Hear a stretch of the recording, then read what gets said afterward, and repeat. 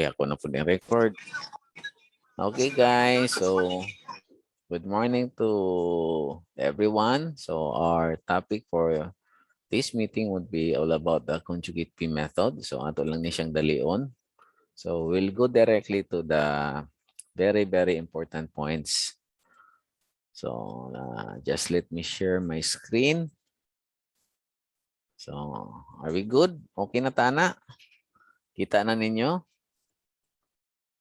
Paki-feedback.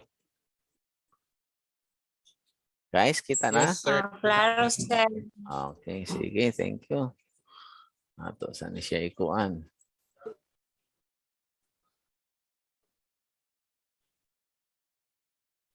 Okay, so anyway, ato lang ni siya dalion.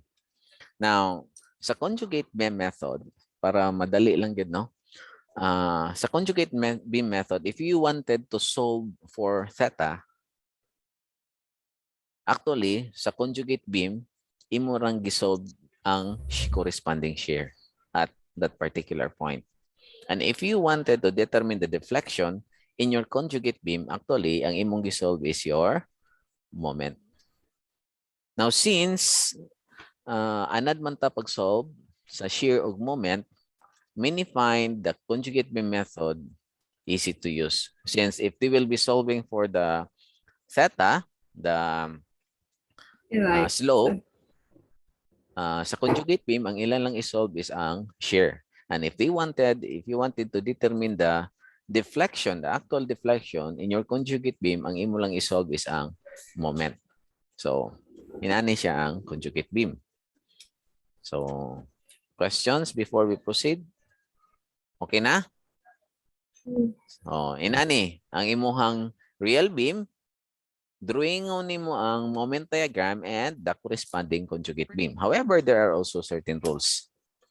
Now, so mo ni siya ang ato ang theorem 1. The slope theta at the point in the real beam is numerically equal to the shear at the corresponding point in the conjugate beam. Oh, mo ning botani kini giistorya diri kana. Okay? So, mo na siya ang pag-solve sa imong slope. And theorem 2, the displacement of a point in the real beam is numerically equal to the moment at the corresponding point in our conjugate beam. Okay? So, pero there are certain rules that we need to follow also to convert a real beam into the conjugate beam. So the first step would be to create the moment diagram sa imong regular beam. Then, having created the moment diagram, imo na siyang ikarga sa equivalent na conjugate beam. Okay? But tanawa diri guys. Tanawa diri and try to be very observant. Kini diri nga part. Uy, kini o kini sa imong conjugate beam parihara kana o kana parihara. It follows nga imong mga simple ni mga supports kung sa real beam parihara sa conjugate beam. Kung if your real beam is fixed, kini nga end is fixed, sa imong conjugate beam mahimong free end. Og ang imuhang free end will become fixed sa imuhang conjugate beam. Okay, nasabta na. Another thing, try to observe here. Kini nga support, parihara gihapon kung support. Kini nimo internal nimo nga support sa imong real beam, nahimo siya internal nga connection sa imong conjugate beam. And take note again, this is free end sa imong conjugate beam, mahimo na siya nga fix. Yan. Another. Sa imong real beam, if this is fixed, maunsa sa conjugate beam, mahimong free. And try to observe this also. This is your internal connection sa imong real beam. Pag abot sa conjugate beam, nahimong internal support. Okay? So, kana lang ang bantayanan. O, di ara, gibutang niya diri atanawa ha. Ang imuhang simple end support sa imong conjugate beam, if in your real beam, kini nga mga rules ang imong bantayanan guys, unsaon pag-convert into your conjugate beam. So ang imong simple end support parehara sa imong conjugate beam. Ang fixed support mahimong free sa imong conjugate beam. Ang imong free mahimong fix sa imong conjugate beam. Ang imong interior nga support mahimong internal connection or this hinge. And in your real beam, if it is an internal hinge, mahimo siyang support. Simple nga interior support. So kini lang ang imong memorization nga mga punto. 5 lang. Okay? You really need to memorize this because you cannot create your conjugate beam if dili nimo ni master. Okay? So, this is the procedure for the analysis. You draw the conjugate beam for the real beam. Unahon nimo. So, mo to ang katong pag-transform nimo unsaon nimo pag-draw into the corresponding conjugate beam. So, kung memorize to nimo tanan suitix ka, then there will be no problem. And then, imuhang drawing on ang imuhang M over EI diagram. Unya, i-load dayon to nimo sa imong conjugate beam. And then, makasum na dayon ka sa imong theta o sa imong deflection, sa imong slope o deflection, kay isolve raman nimo sa conjugate beam ang corresponding nga shear. Unya, ang moment, isolve lang nimo sa conjugate beam, kini nga mga shear og moment, pero nag-equal na dito og corresponding slope o deflection sa imong real beam. Okay?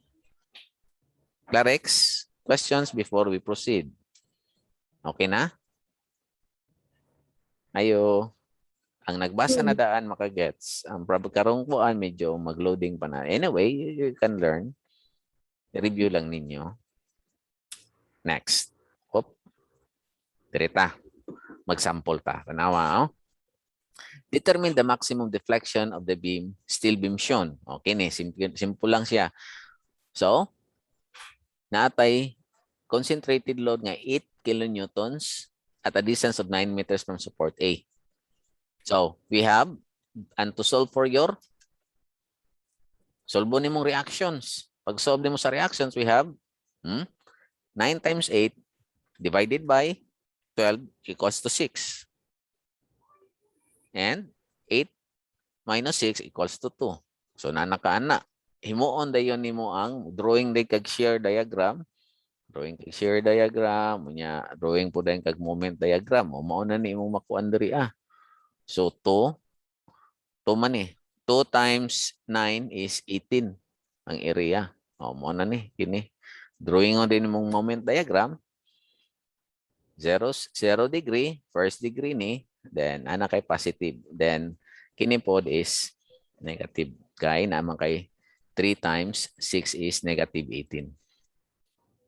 Okay? Di. Nanaka ani, the moment diagram, na drawing na nimo na kana. I-load na dayon na nimo sa imuhang conjugate beam. Now, usually, kung ma-drawing na nimo sa atong convention is away, ang imong loading is away sa beam.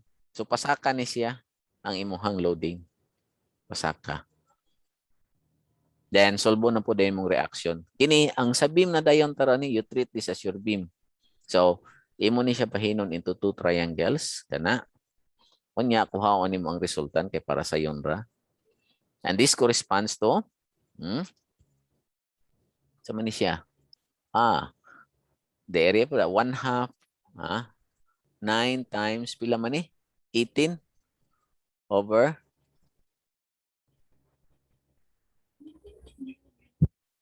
EI. Kini. So, i-consider na dayon nimo ni siya nga imuhang load. I-solve na dayon nimo ang corresponding reaction. Nya, so kini na pod, paana na pod na. Kana. So again, ang area na pod ani kini siya total niya nga kuan kay kini kibali ang what will happen here is that this moment diagram i-treat na nimo na nga load na dayon sa imuhang beam, sa imong conjugate beam. So, ang imong conjugate beam again This is your real beam. Ang mahimo na po ning conjugate beam, mao na ni nga porma. Solve na po din imong reactions. So, pag-solve sa reactions, para mas dali, kuhaon na itong mga resultant. I-made up na ito duha ka triangles para makuha ni mo ni kana o kana. Okay?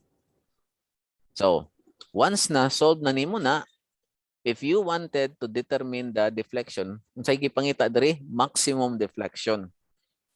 So, gipangita man diri ang maximum deflection, it follows nga sa maximum deflection, ang slope sa maximum deflection is equal to, unsa may slope sa maximum deflection? 0. Sa imong actual nga beam.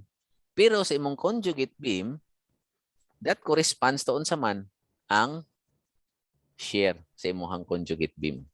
Therefore, pangitaon lang nimo ang location nga 0 ang shear sa imong conjugate beam, nag-correspond na sa theta equals to 0. Gets niyo guys?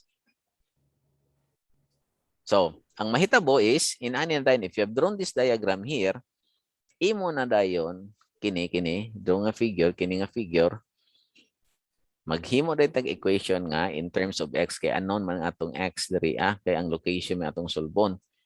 So, ang atong gipangita is, to determine the maximum deflection, ang slope niya is 0. No? 0 siya. Pero sa conjugate beam, nag-correspond na og 0 nga shear. So we have negative 145 kini nga puwersa plus kini nga resultant, which is simply equal to kini 1/2 of 2x over EI times kini nga distansya kana nga x. And you add that, mo na dayon equals to 0. Your only unknown variable is x. Then you can solve x equals to 6.71. Ato i-check. Tinuod ba? Between 0 to 9. Okay siya. So check siya.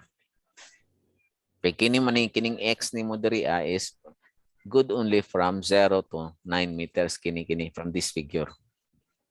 So, na-locate na nimo ang imuhang deflection, no? The zero shear is located at 6.71 meters. Pero nag-correspond po na siya nga 0 ang slope sa imong actual nga beam.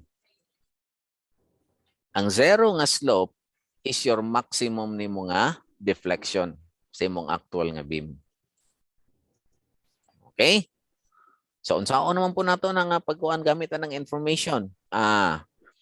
With that, what you're going to do now is, nakasolve na naman ka sa x, compute nimo ang moment, no? About x is equals to 6.71. Compute nimong moment ana sa imong conjugate beam, pero nag-correspond na dayon na og imong deflection sa imong real beam. Sabtan? So what will happen here? We have 45, no? Gitake na to ng positive ang paana, no? Counter. So we have 45 over EI times 6.71 kaya ang imong nasolve naman natong x minus we have 1/2 2 times 6.71 kini na katunay gain na guys, kini na nga kuan, times times saman times 1/3 sa imuhang 6.71. Kini na siya, kini na. Kita ninyo? Kita ninyo? Kini nga kuan. Kini ra ang iyahang kuan. Kay kini naman to, ako gikuha man na to ang resultant. So kini nga distansya is only 6.71 over 3, which is kini na nga expression. Ana. Ang moment sa imuhang resultant. So with that, your maximum deflection nag-solve na ka og moment pero nag-correspond na dito og maximum deflection. Kana. Okay? So, we have negative 201.2 kilonewton. Again, para dali ra, given our E is 200 and given our I is kini times 10 to the power of 6, pwede ra nato ni ko anon nga inanion pag-solve. So we have 201.2 para dali lang times 200 over 60. And that will give you negative 0.0168 meter, or times di mag 1,000, that corresponds to this. Kana. Okay. Okay, next. So okay na tana. Now, solve na po nato katong atong previous nga itong nga discuss, katong gi-solve nato sa area moment method, gamitan nato conjugate beam method. Kana. Diba? Maura ni last time. Again, mag-draw ta og M over EI diagram. Katong M over EI diagram, ato to i-load sa atong conjugate beam. No, balik ta. Ang atong conjugate beam, ang simple nato kanang isig ka kilid, kini diri pareha ra gihapon na sa atong conjugate beam, right? Pero kini siya diri kini nga part diri this is free end, mahimo na siyang fix sa atong conjugate beam. Muna na. And your internal support will become internal connection. So nahimo ni nga hinge. Okay? Na. Karon na nakaana nga conjugate beam, i-load na dayon to nimong M over EI dayon sa imuhang conjugate beam. Okay? Unsa tong gipangita nato? Pananglitan. Ipasolve ang deflection sa C. If isolve na to ang deflection sa C sa atong conjugate beam, unsa atong solbon? Di ba ang moment ra? Di ba guys? Kung mag-solve ta ang deflection sa actual nga beam, pag sa conjugate beam nato is ang atong gisolve is ang moment. So, ato sa i-determine tanan nga mga reactions. So, the reaction here kung imo ni kuan, kini triangle man ni, right? Ano? So, mas dali kung ano nato ang resultant. Kini siya nga resultant is simply equal, kabalo naman kaani nga 1050 na siya. So, the resultant is 1/2 1050 times pila ni tanan? 9. Di ba? Over EI. Di ba? Ay na siya.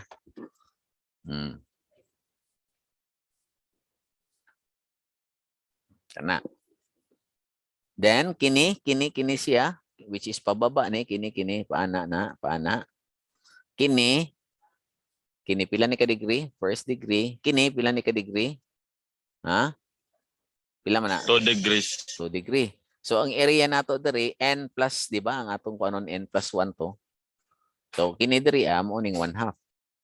Kung kini diri 1/3 ta. Ang area na is 1/3 12 15 times 9. Di ba? Karon, kani po nga mga distansya, kini 2/3 ni siya sa pila man ni? 9. Sa ato pa 2/3 of 9. Kining isa 1/3 of 9. Kining para madali ra to compute ang ato ang mga moment arms. Nya kini kini 9 man na, no? So 1/4 of 9 na. Kini is 3/4 of 9. Diba? So with that, pwede na dayon nato ma-solve ang support sa reaction sa ato ang conjugate beam. So magsamtag moment about B. Matong B, diara. Kini. And take note, in our conjugate beam, this is hinge. Kung hinge ang imuhang kuan, imuhang sa location sa hinge, bisag ra ba, dili naka-support og moment. Therefore, ang moment ana is 0. Di ba? In ana siya. So, diri ta mag-cut kini ato i-cut diha ana. So we have AY times 9. Kay 9 man ni tanan. AY times 9 plus plus kini nga figure 1/3 of 1215 times 9 times pagyud nimo sa imuhang moment arm, which is simply equal to 9/4. Kay kini man na, di ba? Kini na, kini. O mo ni nga figure kana 9/4. Gikan man ka sa point B. Minus 1/2 1050 times 9 times 9/3 kini na. Okay? Kini kana. Gets niyo guys? Equals to 0. With that, you can solve for your EY, which is equal to 6673.75. So, nasolve na nimong imong EY nga equal to 663.75 over EI. Ang unit, kilonewton. Now, nana kay AY. Kung nana kay AY, pwede na dayon nato ma-solve ang atong moment about sa point C. Di ba? Pwede na dayon. So, ang moment about point C is mo na dayon ni ato na ni ipang appeal dayon unsa to atong mga kit-an diri So, mo na ni siya. So we have 6675. Nya positive na to kung clockwise kini clockwise. We have kini man kay pa downward man ni 66.75 times 12. Kay 12 man ni tanan 9 plus 3 gikan man reference nimo as about sa point C. 12 man na tanan. So minus 1/3 kini 1/3 215 kini times 9 times 9/4 plus 3 ka kay kini imong kuan kini nga kuan diri man gikan sa C kana 3 man na mo na imong moment arm kuha na siguro na plus kini siya 1/2 of 1050 times 9 times 6 so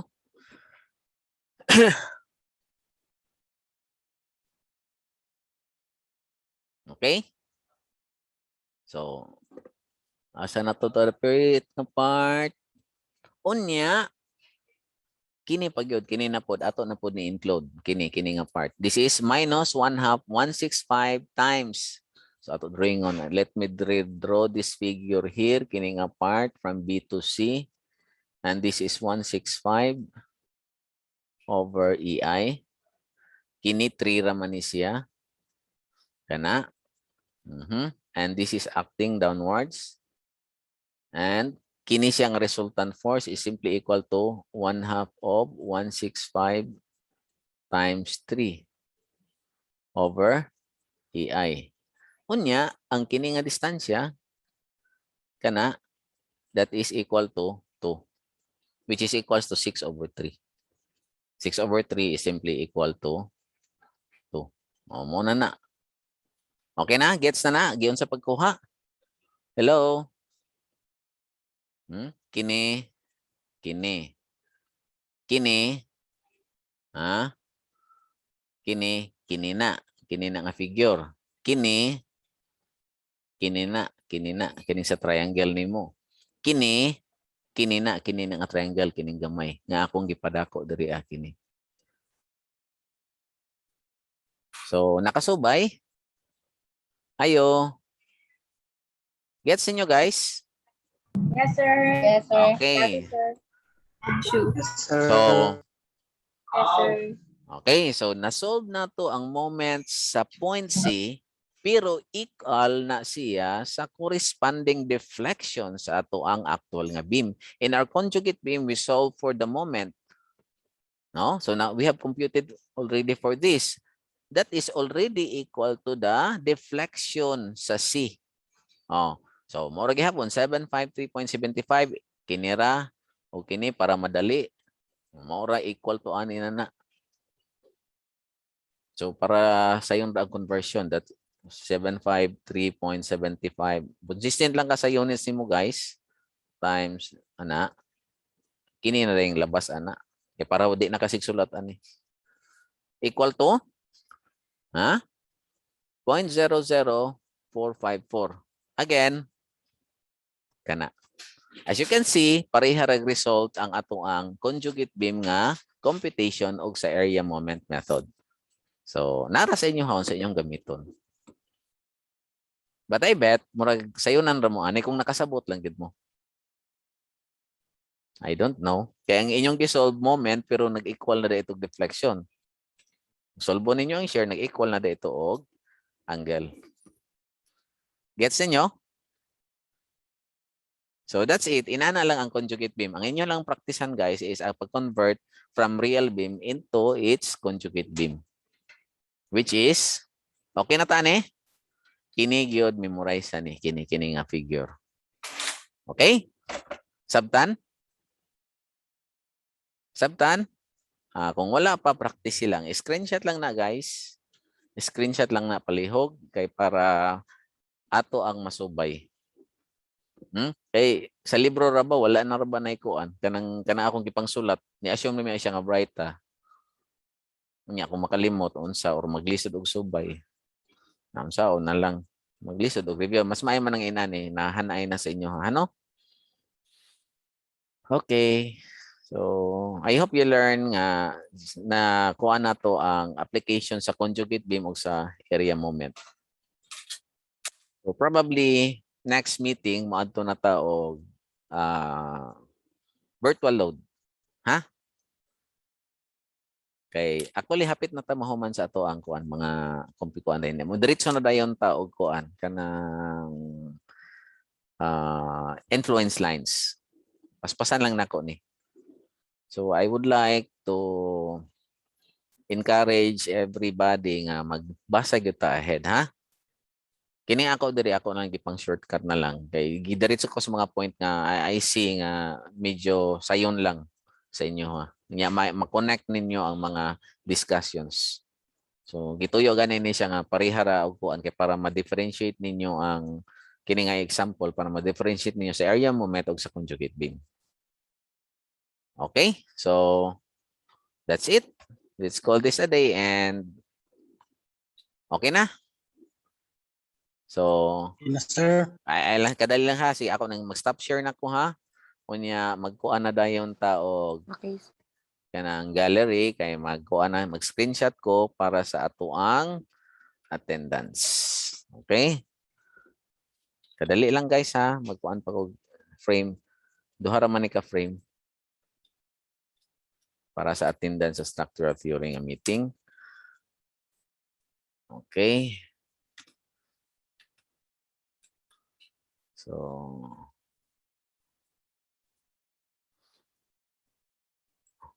okay. So, daghang salamat sa inyong pagpaminaw. And I hope to this mura rin hapon tayo nag-klase nga face-to-face. So, keep safe guys. So, bye-bye. Thank you for listening. Yes, sir. Salamat, sir. Thank you. Thank you, sir. Okay. So, Thank you, sir. I hope nakatabang ni siya. Okay? Sige, sige. Thank you, Pag-practice mo ha. sir. Pag-practice mo. Sige, sige. Yes, sir. Okay. Thank you, sir. Okay. Goodbye. Thank you, sir. Okay. Salamat po. Thank you, sir. Sige, sige. Okay. Ako na i-close.